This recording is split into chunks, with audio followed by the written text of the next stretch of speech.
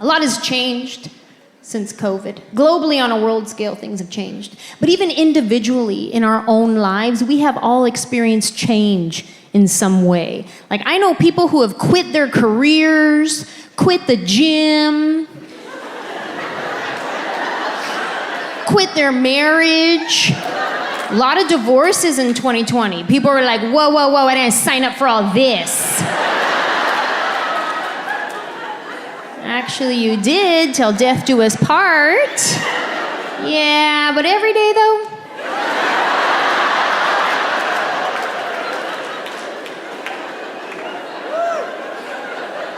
We had some changes happen for us as well. Like right in the beginning of the quarantine lockdown, when everybody was losing work, my best friend and her son moved in with us. And then what happened is they're still there. Yeah, we had said we didn't want kids, and then we adopted a single mom. It's a blessing. They move in with us, and now we look like we have our own big love situation happening. Because from the outside looking in, it looks like we have a husband, 2 wives. Like, I imagine when they first moved in, my neighbors were like, oh, that's nice, her sister's moving in for a little while. And now that they're still there, they're probably like, wait, that's her sister or her sister wife? And my friend that moved in, she's beautiful, just a stunning human being. So people would message me and be like, aren't you a little concerned having a beautiful woman around your husband all the time? And I was like, no, not even a little bit. Like, if anything, she got me to step my game up. She did, because like when she moved in, I started doing that one thing, what do they call it? Try?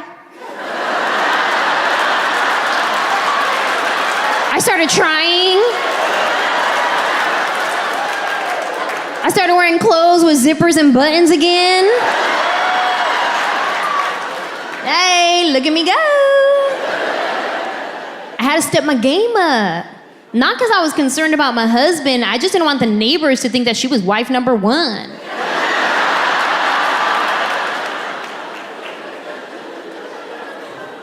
Her son Elijah, he was 10 years old when they first moved in. And he's used to being parented by one person, a single mom who's doing the best she can. So he knew how to work the system. Then they move in with us, and now he has 3 adults looking after him. He loves that part. And we all have a role in the house. Penelope is his mom. She tells him what to do and what not to do because she's the mom. But if he doesn't listen, that's when my husband, Tío Manuel, steps in. Tío Manuel is like the law of the house. Yes. And my role is I'm the snitch. Say I won't. I'm the one that's like, oh, are you supposed to be watching YouTube videos before school? That's interesting.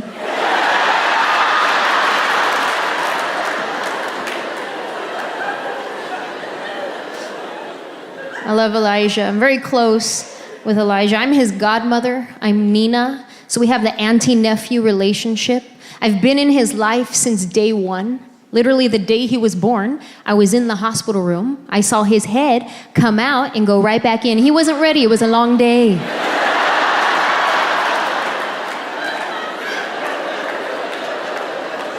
I love Elijah. We're very close. He's my godson. But something happened. When they moved in, our dynamic shifted to be more like siblings who fight. And I realized we were both fighting for attention. He's used to having his mom's attention all to himself. Then they move in with us, and I'm like, my best friend lives with me. We're gonna hang out every day. This is gonna be great. So now I'm the thing in his way. But he's also the thing in my way. He doesn't have siblings, so he doesn't know how to share. I don't have kids. I don't know how to share. So now we just bump heads. Sometimes Elijah and I will have good conversations with each other, but other times I just see him in the hallway and check him.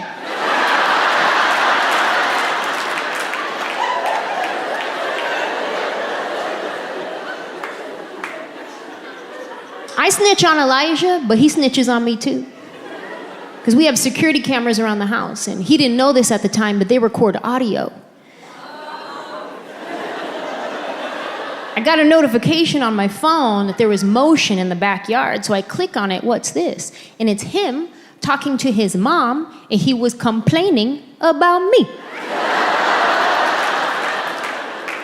I'll tell you guys what happened right before that. Give you a little bit of backstory. We were in the kitchen. He had just popped off at the mouth, was given an attitude, so I was like, okay, me too. So she took him in the backyard to word him up and be like, what are you doing? You can't be giving an attitude, like something like that. I missed the beginning of the conversation.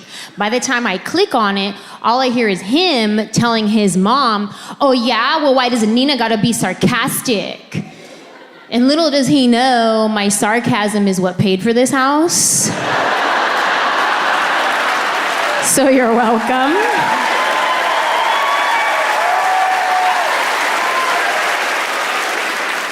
But now I have to chime in on my camera speaker.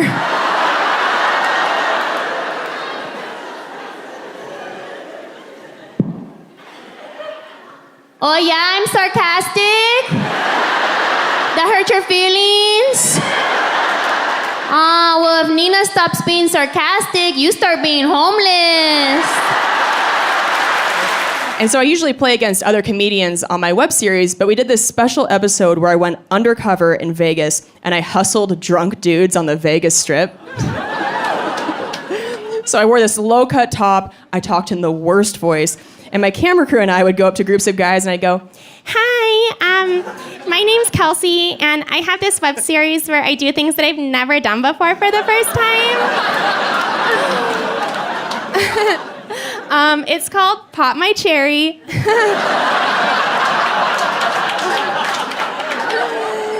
It's silly, I know. So I've never played foosball before, and we just found this table, and I was just wondering if you guys want to play me.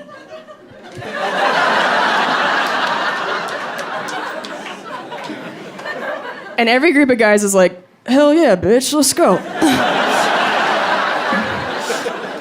Yeah, play right now. So I would play the first game terribly on purpose, right? I would giggle a bunch, spin the rods a lot, really build up their confidence. And then I go, okay, so I think I've got the hang of it now, and this is Vegas, so we should play for money.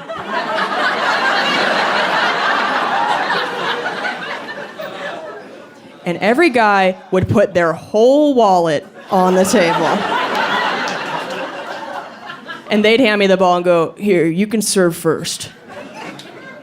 And that's when I pull out my foosball grip glove.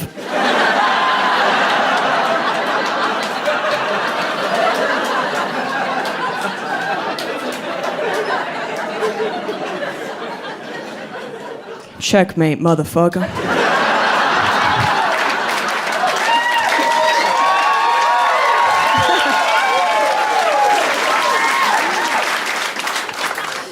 Yeah, I've never done cocaine, but I would assume it's a similar rush. I've only done Parmesan cheese, which also exhilarating. A lot cheaper. So I mentioned that my ex and I, we were together for a really long time, so we knew so much about each other. But one thing that he didn't know about me until toward the end, I told him that sometimes I pee in the shower. And by sometimes, I mean every time. And don't you guys act like you don't do it too. We are all swamp monsters. There is no drug in the history of time with a higher addiction rate than peeing in the shower. Okay? You think you're better than that, you think you're above doing it, and then you let yourself do it one time. And you're like, well, I guess I'm doing this every day for the rest of my life. It is the best. I feel like I'm on vacation every day, just carefree living. And I thought that he and I were gonna bond over it, you know? Like maybe we had the same dirty little secret.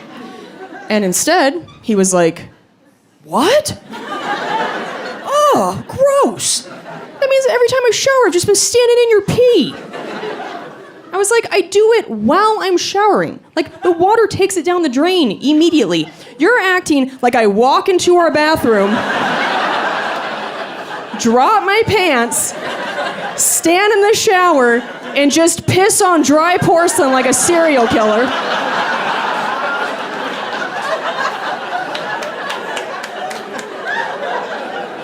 And then get out, put my pants back on, and just leave you a puddle of urine like a feral cat.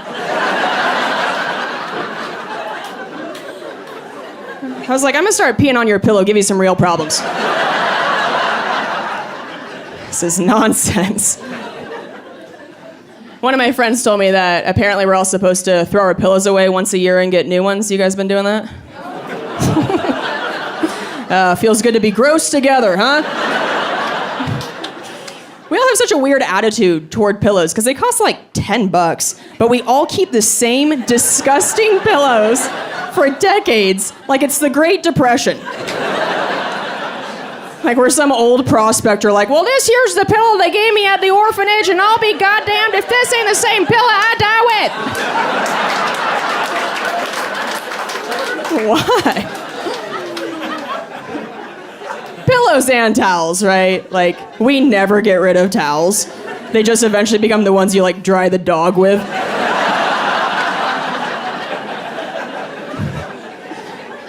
Why are we holding on to so many? Do we all think we're gonna have, like, a home birth someday? I'm gonna sop some stuff up. My grandparents' towels are historical artifacts at this point. I don't know if you've visited your elders recently. They have washcloths that look like they were woven from wheat. I'm like, did this belong to Jesus? I feel like I'm drying my face with a Triscuit. My eyelids are bleeding.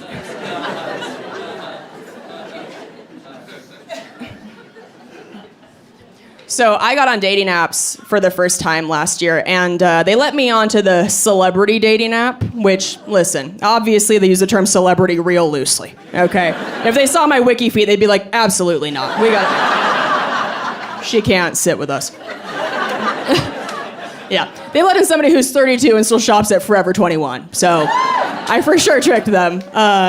I know that store is trash, but I just can't stop going. I just love it so much. The last time I was there, I told the girl at the register that I found a makeup stain on this tank top I wanted, and I asked if I could get a discount, and she just stared at me with dead eyes and was like, It's already only $2.99.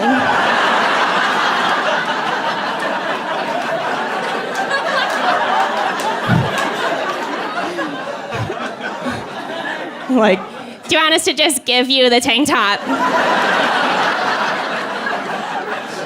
And pay off your student loans?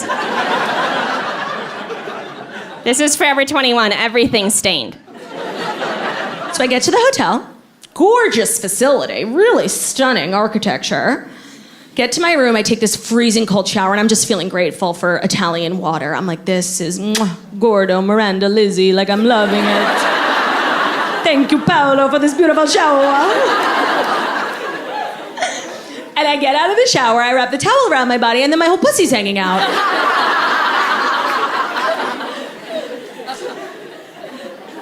And I was shocked to see my pussy there. I actually didn't even see my pussy because, like, my tits are so big. So I, like, went into the mirror and I was like, oh my God, pussy! What are you doing here? It was actually, like, a really traumatizing moment for me. Like, I remember, like, looking in the mirror and, like, my body just, like, looked defeated, you know? I have, like, dark under-eye circles, like a pussy. And I remember really thinking to myself, like, this is one of the lowest points of my life. Can I please go back to America now? Fuck you, Gordo. And I just don't know what that is. Everywhere I go, tiny little towels. Tiny little towels. It's bullshit. You know what it is? It's fucking fatphobic. Yeah. What do we want? Yeah. When the fuck do we want them?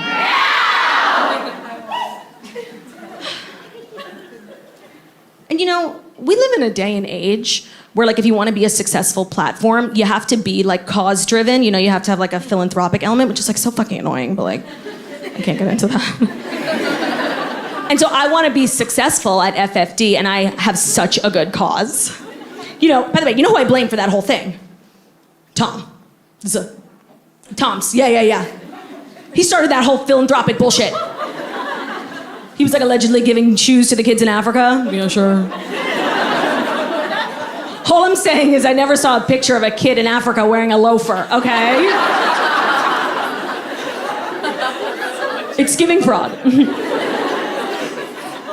It's giving fraud. They should call the company Tom's Girardi.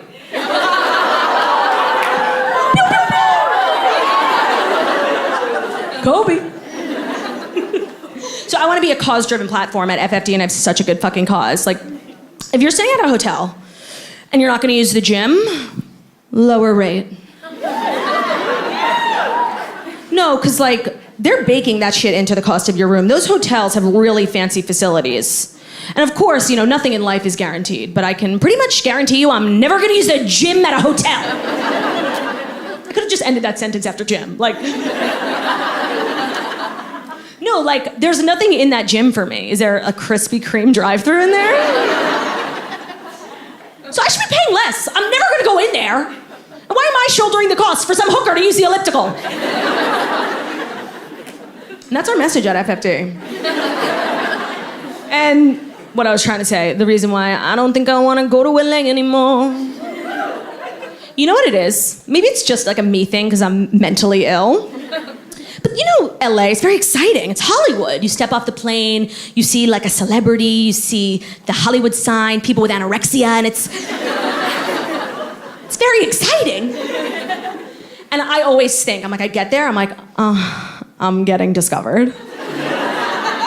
I'm just gonna be standing in line at McDonald's and someone is gonna be like, you're discovered. Next thing I know, I'm like having anal with Vince Vaughn. But when I tell you, that's literally never happened to me. So it's like every trip is a disappointment for normal people. Like we always think it's like, oh my God, is this how my dream starts? No, the craziest thing that happens to regular people in LA is like we try vegan food for the first time, you know? And we end up with diarrhea. Or did we get diarrhea from having too much anal with Vince Vaughn? Makes you think. I will say, though, I had like a very celebrity-like experience the last time I went to LA when I got to eat at Nobu Malibu. Which, like, if you're here, you obviously know what that is. Sir, yeah, it's a restaurant. Oh, sir, it's that place that Scott Disick is always bringing prepubescent teenagers to. He gets it now, he remembers. Let me tell you, because it's really hard to get in there. And I've been inside, and here's what they're not gonna tell you. It is the perfect place to eat if you've recently railed 4 lines of cocaine. Yeah, nobody told me. The portions, they bring out your entree, and I'm like, oh, yeah, let me just grab my monocle, 1 second.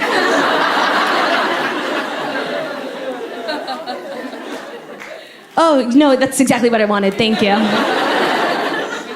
And then they're like, that'll be $11,000. The menu is designed for the people who can actually afford to eat there. Celebrities who are doing blow in the bathroom. So I didn't know, but I was still excited. And the night was memorable, but not for a particularly good reason. I was actually assaulted there. I know. Verbally, but it counts. I was verbally assaulted at Nobu Malibu by a server. You believe that shit?